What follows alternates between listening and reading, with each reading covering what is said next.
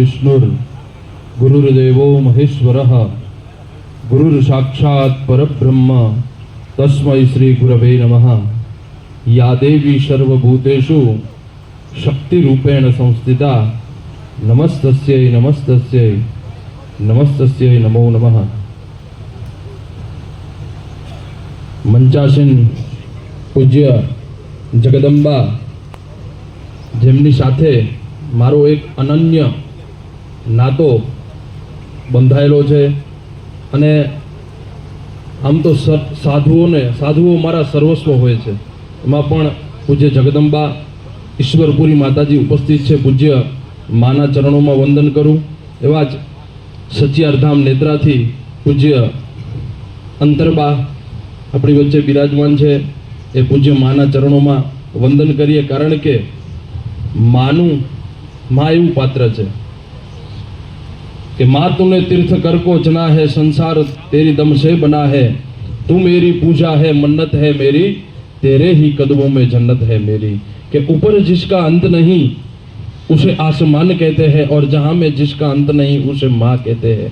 अभी बन्ने जगदंबाओ જ્યારે બિરાજમાન છે ત્યારે બંને જગદંબાઓના ચરણોમાં વંદન કરું। પૂજ્ય રણુભા બાપુએ વાત કરી કે જેમને નારાયણ સ્વામી અને અનેક સારા કલાકારો દ્વારા જેમને ભજન કર્યા છે, સાંભળ્યા છે, એવા પૂજ્ય મહારાજ શ્રી આપણા સચિયારધામ આપણા પિથોરા પીર દાદાથી પધારેલા બારોટજી અને આપણા અખિલ માલદે પરિવાર સ્નેહ મિલન પ્રસંગે ઉપસ્થિત આ તમામ જ્ઞાતિ ગંગા સોઢા પરિવારમાં પણ ડેપ્યુટી કલેક્ટર સાહેબ, પૂર્વ ડેપ્યુટી કલેક્ટર શ્રી હિંમતસિંહ સોઢા, તમામ કે જેમની સાથે અનેક લોકો છે કે જેમની સાથે મારો પારિવારિક નાતો જોડાયેલો છે, કારણ કે આ એક પરિવારનું મિલન છે। અને વર્ષો પછી જ્યારે આવો પરિવાર એકત્રિત થયો છે એ પણ એક બહુ મોટી વાત છે કે જેમ કહેવાય ને એના માટે ઈચ્છા તો કરી લોકોએ। રાણુભા છે, આ તમામ સમાજના શ્રેષ્ઠીઓ તમે બધાએ ઈચ્છા તો કરી, ઈચ્છા પછી યત્ન પણ કરવું પડે ને। ઈચ્છા અને યત્ન ત્યારે સફળ થાય છે કે જ્યારે ઈશ્વરની માં ભગવતી સચિયારની કૃપા હોય। હા, એ જ્યારે સચિયાર માની કૃપા થઈ છે, માં માલણની કૃપા થઈ છે, ત્યારે જ આવો સરસ સુંદર જ્ઞાતિ ગંગાનો મેળો આજે આ સમંડાની દિવ્ય ભૂમિ ઉપર આજે જોવા મળી રહ્યો છે। આપણે સનાતન ધર્મના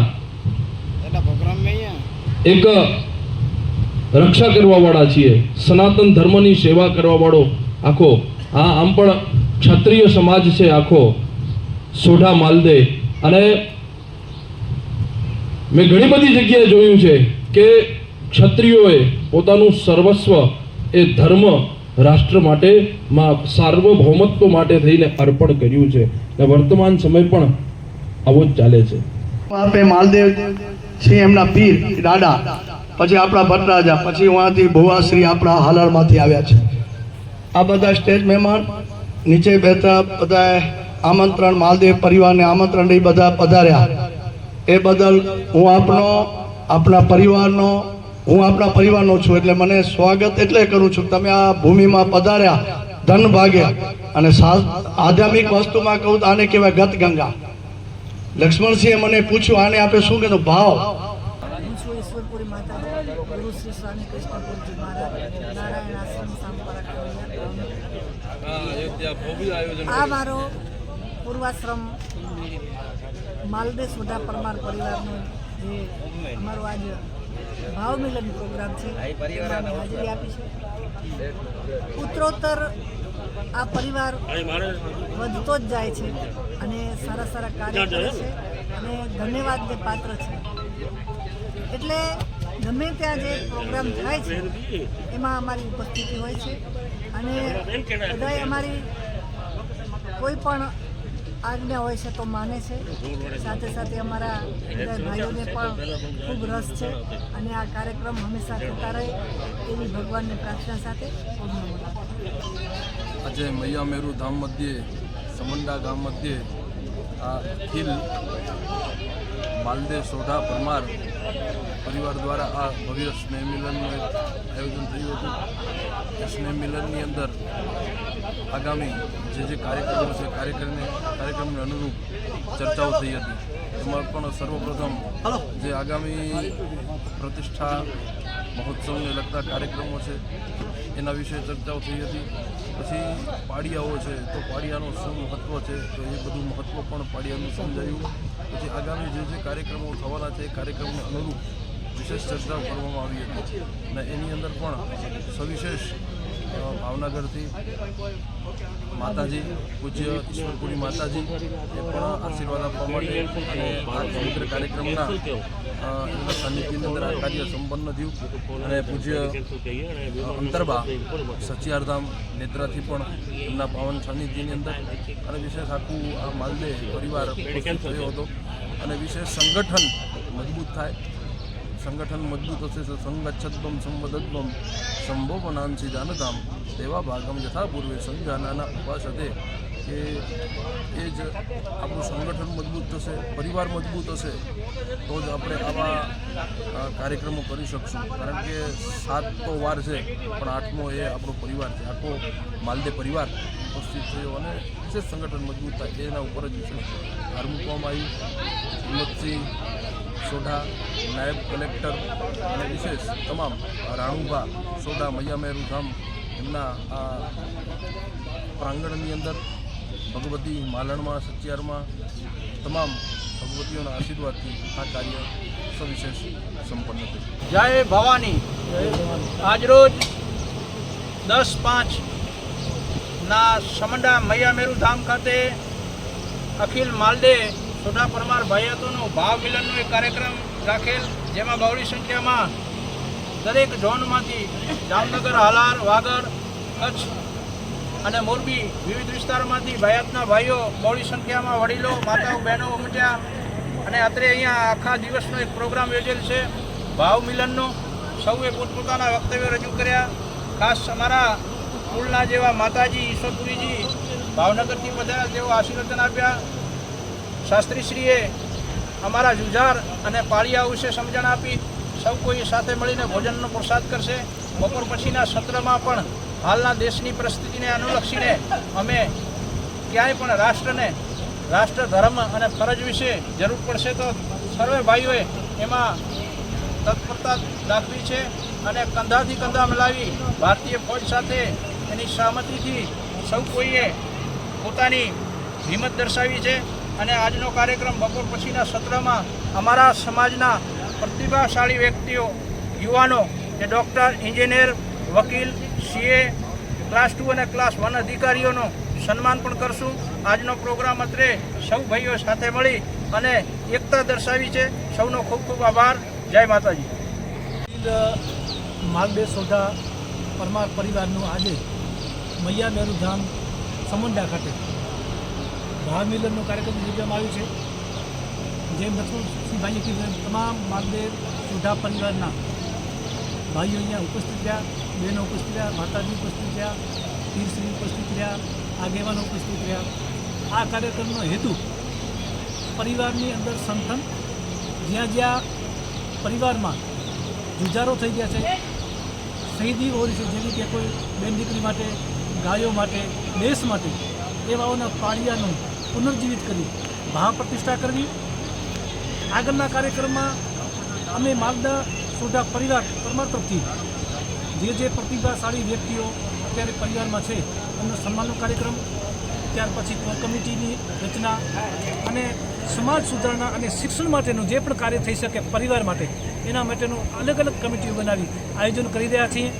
ભવિષ્યમાં કોઈ પણ પરિવારમાં નબળો પરિવાર હોય અને એનું બાળક પ્રતિષ્ઠિત અભ્યાસમાં આગળ હોય અને પાછળ ન રહી જઈ શકે, એના માટે શું કરી શકે પરિવાર? આના માટે રાજકીય માટે આ પરિવારનો એક મિલન છે. આ પરિવારની અંદર સૌ ભાઈઓ એકતાથી, એક સંપથી, એક સૂર્યથી આજે બધા વધાવ્યો છે. બહુ સારો કાર્યક્રમ રહ્યો છે. ભવિષ્યની અંદર જે પણ આયોજન થશે એ બધાએ સંમતિ આપી અને કાર્યક્રમ આગળ વધારવાની આપી પ્રતિજ્ઞા લીધી.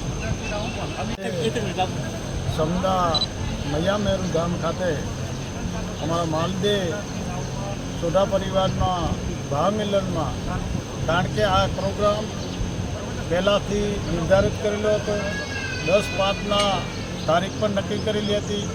અમારા તમામ જામનગર કચ્છમાં જે ગામોમાં ભાઈઓ વસે છે ત્યાં એક કમિટી દ્વારા આયોજન કરવામાં આવ્યું અને એ કમિટીના આયોજનમાં આમંત્રણને માન આપીને અમારા માલદેવ પરિવારના તમામ ભાઈઓ આજે અહીંયા એકત્રિત રહ્યા. કારણ કે ક્ષત્રિયનો જીવન હંમેશા સંઘર્ષમય રહ્યો અને એમાં અમારા પરમાર વંશની અને ખાસ કરીને સોઢાઓમાં અમારા માલદેવ ભાઈઓ દેશ માટે, બ્રાહ્મણો માટે, ગાયો માટે અનેક બલિદાનો આપ્યા છે. એટલે અમે કારણ કે 1971માં દેશ છોડીને અલગ કચ્છના જામનગરમાં પણ વર્ષો પહેલાં, કારણ કે જે માણસ પોતાની સંસ્કૃતિ, પોતાના વડીલોને, પોતાના પૂર્વજોને ભૂલી જાય છે એ ક્યારેય પણ પ્રગતિ કરી શકતો નથી. એટલે આ કમિટી દ્વારા અમારા જે શહીદો થયેલા, જે જુજાર થયેલા, એમને જ્યાં પાળ્યા હોય ત્યાંને બધાને એકત્રિત કરી એકી જગ્યાએ પાળિયાનું પૂજન કરવું અને આવનાર પેઢીને પણ ખબર પડે કે સોઢામાં માલદેવ પરિવારનો કેટલો ઉજળો ઇતિહાસ છે.